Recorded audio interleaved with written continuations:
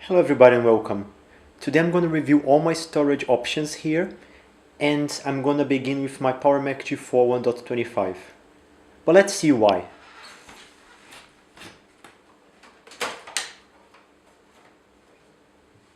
The G4 came originally with two SSDs, but one of them, this one, should be a SATA 2 SSD, which means it can boot the Mac G5. The other one here should be a 256 or 120 SATA 3 drive, and that will go on my Mac Mini. Why? At the time I got my G5, I only could find 30 gig SATA 2 SSDs in the shop at my town, so I bought two of them and made them in RAID, but it's still a very low storage for the system drive on my G5, which means that whenever I install some software like Final Cut Studio or Logic Pro, I need to do a lot of malabarisms with symbolic links to leverage the PCI storage I have attached to the machine. And if I get the SATA 2 drive in working fine, I don't need to worry about it anymore. I can move all the data from the SATA drives, from the PCI drives into the onboard storage, the system SATA bus drive, get rid of all my symlinks that are really hard to maintain, and use them only as media drives. That's gonna make the maintenance of the computer easier. Also, I can release the two drives that are there, put them in the G4, because I don't need such high capacity storage here. It's just a micro S9 machine, and the person who set up this computer you are seeing now used it as his main computer.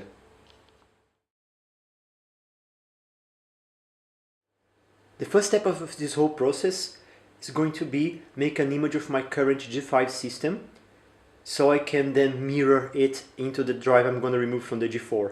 For that I'm going to use the PowerBook G4, my FireWire drive toaster, and some USB to SATA adapter. I can mount the drives however I want. MicroOS is going to pick up the drive partition header and mount them as a single RAID volume no matter to what bus they are attached.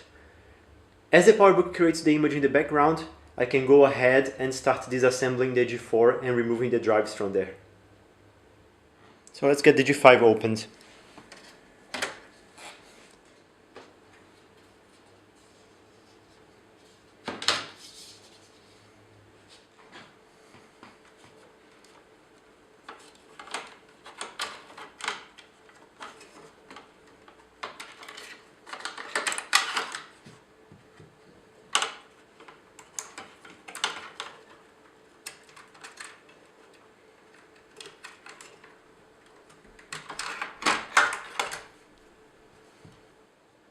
These are the drives I've been using since shortly after I bought the G5.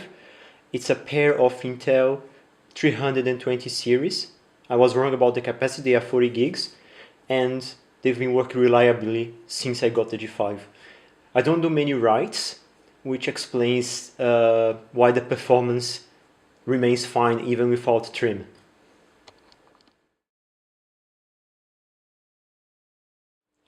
As you can see here, I have the target drive connected to the FireWire 800 port, the toaster is connected to the FireWire 400 port, and the USB to SATA adapter is connected to the USB 2 port here.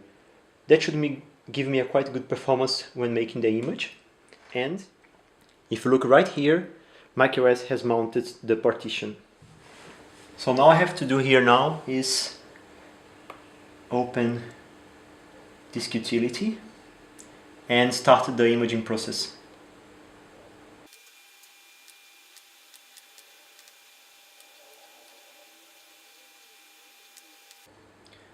Right. So the process seems to be very CPU demanding,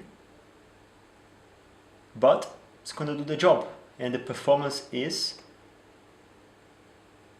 quite fast. 22 megabytes per second, 24. That's pretty reasonable for such a machine.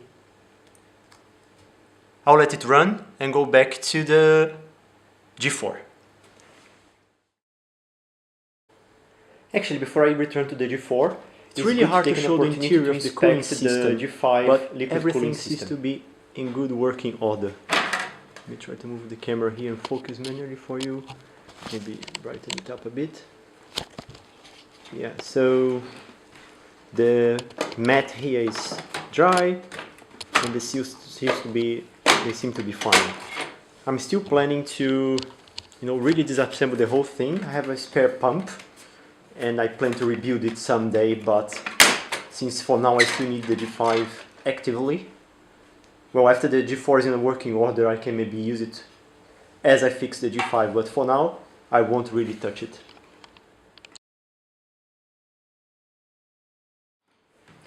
I'm not sure how this is connected here or actually attached to the computer, but it moves in one axis.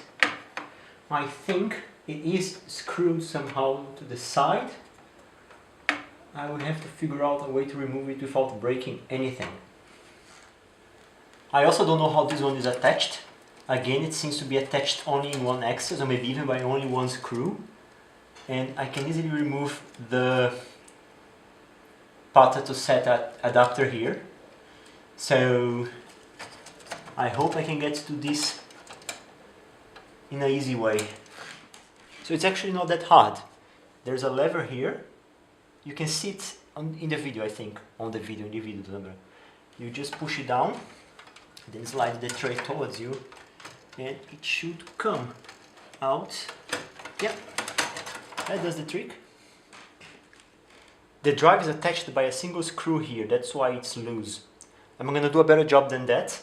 I'm going to use a 3.5 to 2.5 inch drive bay adapter when I install the final SSDs back here. I'm not sure I'm going to go for 1 or 2, but I might go for 2, have one for OS 9 and one for OS 10. So let's begin by taking this one off.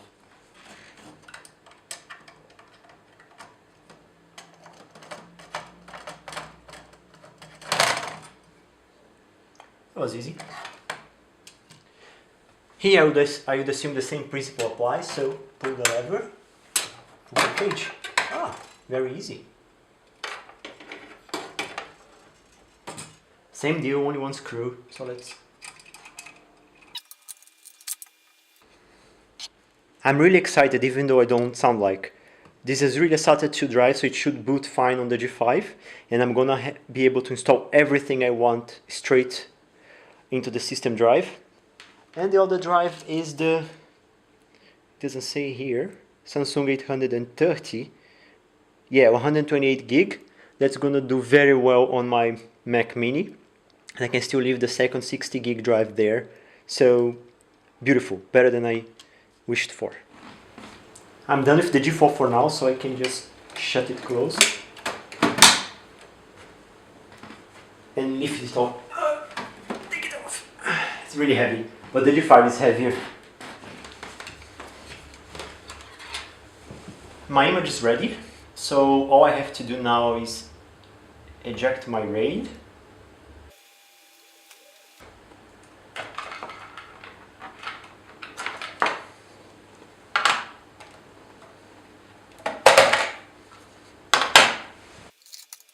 And now just burn the image. Not burn it, but well, clone the image back. It's not letting me do it. Need to find out why. After erasing the partition, this utility will let me do the restore, so I have here the source, my DMG file, and the destination, I just formatted the 256 SSD. I'm calling it G5 Quad. Click restore.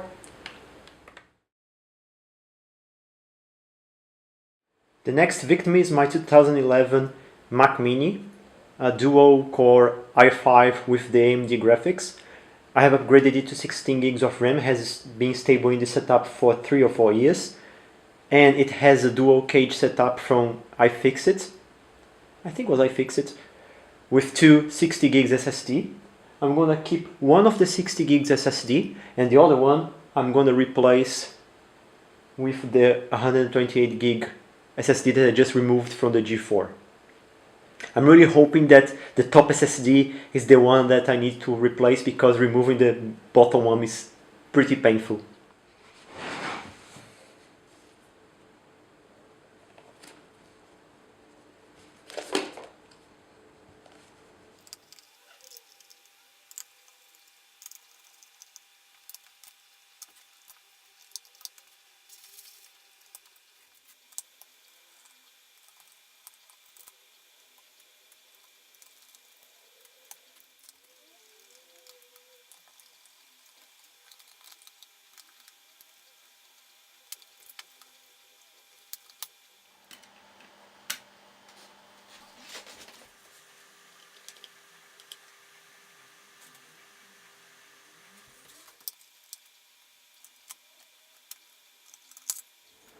Alright, the hard drive is out, so I'm going to connect it to the PowerBook G4, and really, please, may this be the system drive, really. I have a very big problem here. The hard drive is encrypted with FileVault, and I think macOS 10.5 doesn't accept FileVault 2, only the original FileVault. So I honestly don't know what I'm going to do now. I need to think. Maybe I can partially reassemble the Mac Mini, fire it up using a USB drive, and see if I can run this utility from our setup. Let's see. This was a huge failure. I have to put the Mac Mini all back together because I just cannot get the macOS installer burnt into a USB drive so I can, boot it up and clone it. So I'm going to do it by parts. I'll finish up the G5 first. Then I really don't need to rush that much with the Mac Mini, although I would really like to release one of the SSDs for usage. Honestly, I don't know. I'm going to put it back together. I'll try to see if I can clone my current system using this utility. I probably need to do a USB boot anyway. I don't know. I'm confused and sad that I wasted all the time. So let's put it back together and see what happens.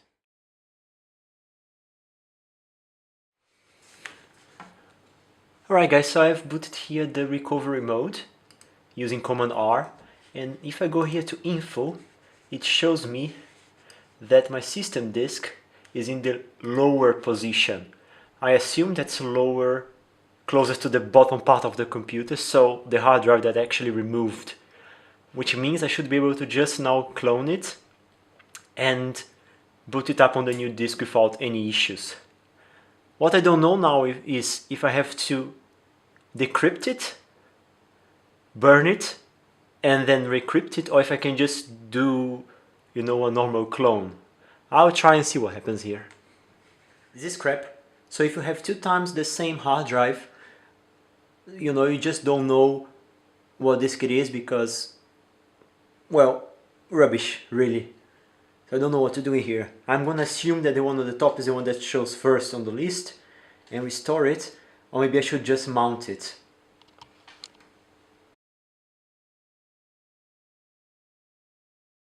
So if I mount the image, so I log in, I enter my FileVault password, I can go here and choose Macintosh HD. Hopefully this is gonna work. Let's click restore, and couldn't get target recover partition information, someone has this disk open. Oh, okay, if I unmount it, it goes, so now it is going. I'll go back to the PowerBook and see what's going on with my image. Here I'm still 19 minutes to go, so I have time to have a quick shower, and then the restore there at the other room is gonna be ongoing. By the time I'm back, I should be able to test the G5. Alright guys, the SSD is ready, so it's time to get it into the G5.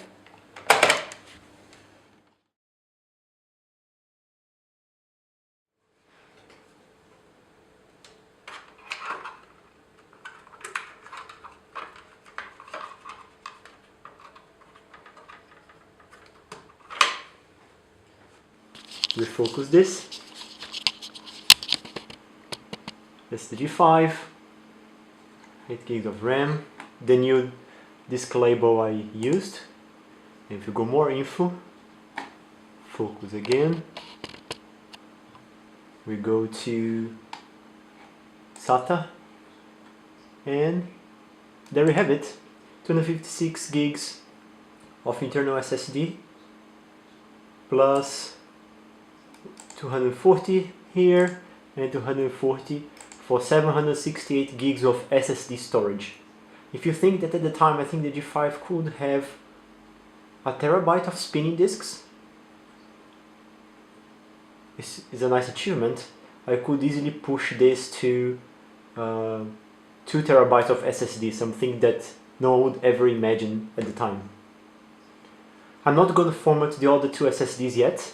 I'm gonna let this rest for a few days. I'm gonna undo the symbolic links I have for my Pro apps, format the PCIe RAID, and then I will think of, getting the G4 ready for action. Timing here. The G5 is on the last copy operation from the PCIe SSD into the new system SSD. I'm gonna reformat the PCIe RAID as a single RAID 0 array with the 4 SSDs. And the Mac Mini is done cloning the hard drive from the internal bay to the external USB SSD that I'm gonna then install inside. So now I'm gonna restart the Mini and see if I can boot it from the USB drive. If it boots, I will finish putting the new SSD into the Mini. Go ahead and format the PCIe drives. I'm just quickly gonna launch all my Pro apps here and see if they launch fine.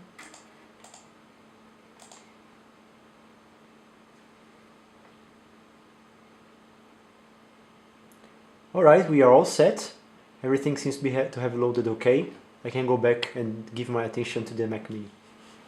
Now I'll close the disk utility and choose a new startup disk. So, utilities, firmware password, network utility,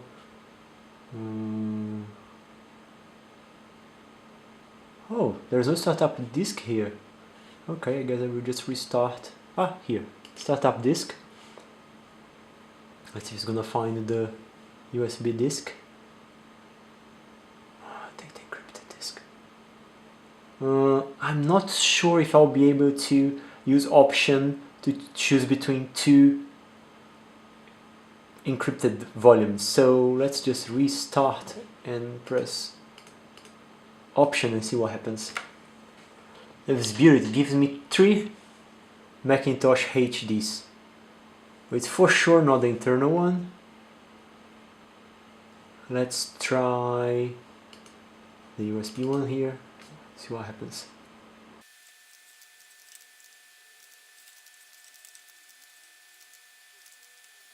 It's taking a long time, so I think it is really going from the USB. Alright guys, so I skipped showing how to put the Mini back because, well, the hard drive connector is a bit bent, as I showed, so I cannot really screw everything in because the parts don't sit perfectly. And the space tolerance inside the Mini is 0, so I had to skip a few screws, but it's booting up, and I'm very happy that I already have here the Samsung 830 series with 120 gigs of capacity. I may even start considering upgrades to the latest macOS release on this computer, but I still rely on some old software, so I'm not really sure, but it works beautifully now. And as I mentioned, keeping the previous hard drive here, so data, maybe Aperture library and this kind of thing. Now it's time to get the Mac Pro together.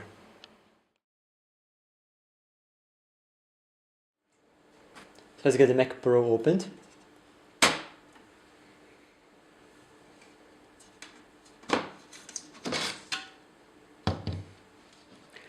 I've never worked on a Mac Pro before, so let's just get any tray here out and have a look. So it comes with all the screws required to connect the drive, but I think if I just, it's never gonna fit in. So I'm gonna try my adapter and see if it's gonna reach the backplane connector, motherboard, whatever. I've had no success using the adapter on the G5 and on my micro server years ago, so I think that it will be a futile effort, but I'll still give it a try. I've had this adapter for years and I knew that one day they would be useful, so I kept them. Let's see if they are gonna save my life today. Probably not, but so I guess this goes like this. That would be the distance, I suppose. Yeah, the holes don't even align. Yeah, this will be for nothing. Not gonna even waste my time. I know the computer looks disgusting, but at the moment I really don't care. I just want it to run. So I'm gonna stick the SSD down in there and let's see if the machine boots. It will probably try to boot because it has full macOS installed here, but it is the release that is here is not supported by the machine. So this is going to be the work of a fool. I'm gonna just stick the SSD in there and hope it will stay.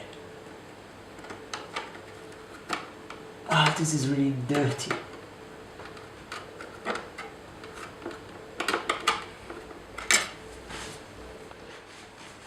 So it stays. Here's the SSD. It's not really recommendable or advisable. Does recommendable exist? No. To stay like this, I'm just gonna use some tape later on, but for now, that's going to do.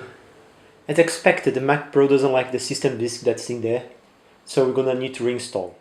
Unlike the G5, the eject key works when there is no system booted, but this drive doesn't close. Oh no, it is closing.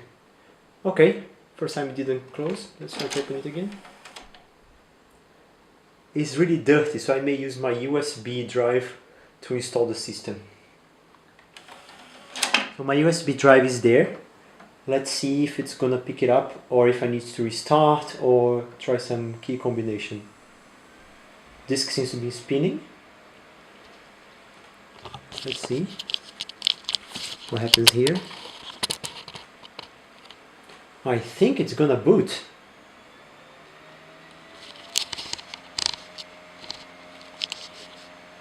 I really think it's going to boot. So let's wait. It is booting up. I'm going to install Leopard now, so when I put it against the G5 I have a fair results. And also the software I use with my friends to do music, well, I'd rather have them all on the same software level, same macOS level, same logic release, so that's gonna do. If my friend later decides that he's gonna use the Mac Pro as his main computer, then I'm gonna try to put 10.7, I think I can get a 10.8. We can maybe put more RAM, and I'm gonna see then. But for now, I'd rather have it running the same release, and yeah. Partitioning worked fine. Now it's gonna install, and I'm not expecting any problems from now on. So that concludes this video for today. Actually, it doesn't. I need to get the G4 in place, yeah.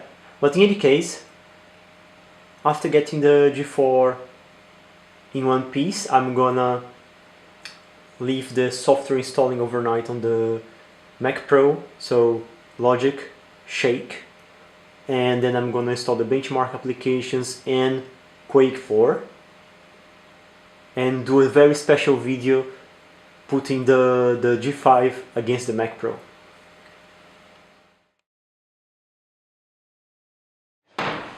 Alright, so I'm gonna put now these adapters to good use for the first time ever, and make the G4 inside nicer, because you know, it has to look good. No one sees it, but you know it is there.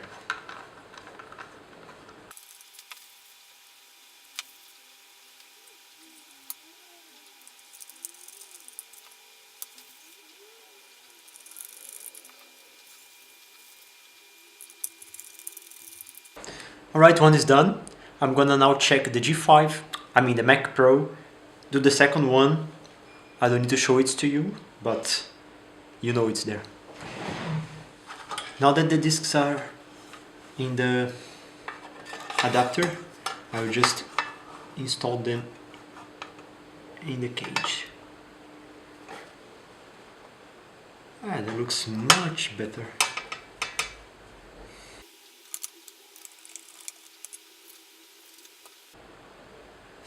Oh, I don't know if you can see here. Let me refocus this. The cage comes with the original screws, so I'm gonna use this instead.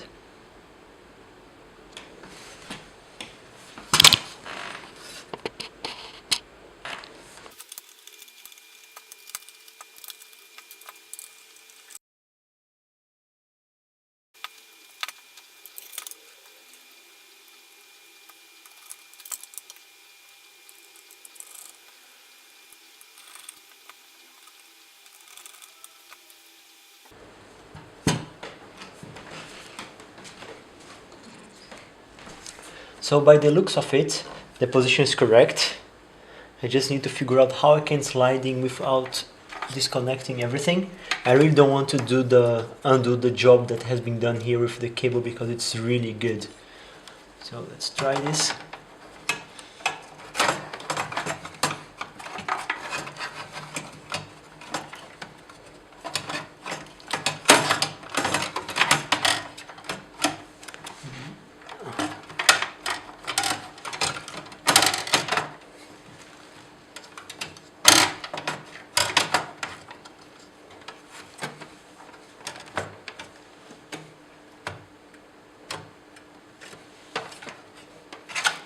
I think that's it. Yeah, that's it. So now just put it in and beautiful. It looks already much better. Check if the cables are fine. Good. So the second tray doesn't come with any screws. I'm assuming it goes in like this. So the SATA connector has to be like this, I think, because as I can see the position of the connector. So the position is confirmed. I just have to push it all the way in because I will need the space to maneuver the signal cable.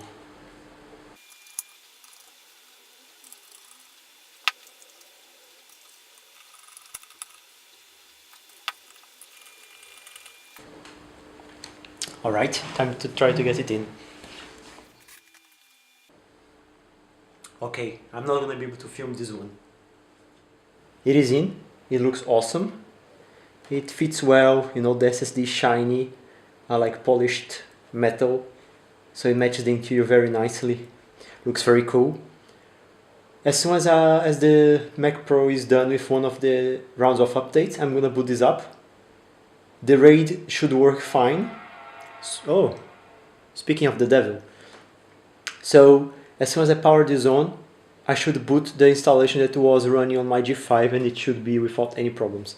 So you can just close this now. And oopsie, I have a problem there.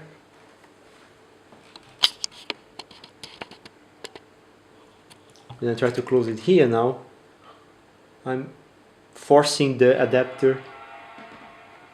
So I need to review this. So I moved the drive to the upper slot. Let's see if now I can close it.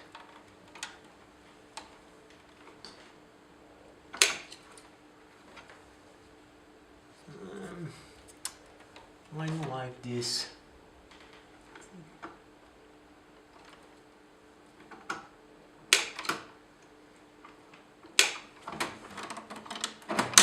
Maybe it will work. I'll give it a shot soon. The moment of truth. Let's see if it's gonna boot up.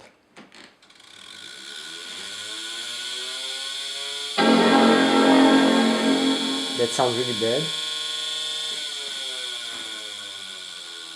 So I think one of the power cables is touching the fan. Let's open it. There's something vibrating in there. I don't know what it is. I'm gonna have to review all the connections. But it's booting up. As you can see, the drives are all blinking. I think the cage is not well installed. And the system is up.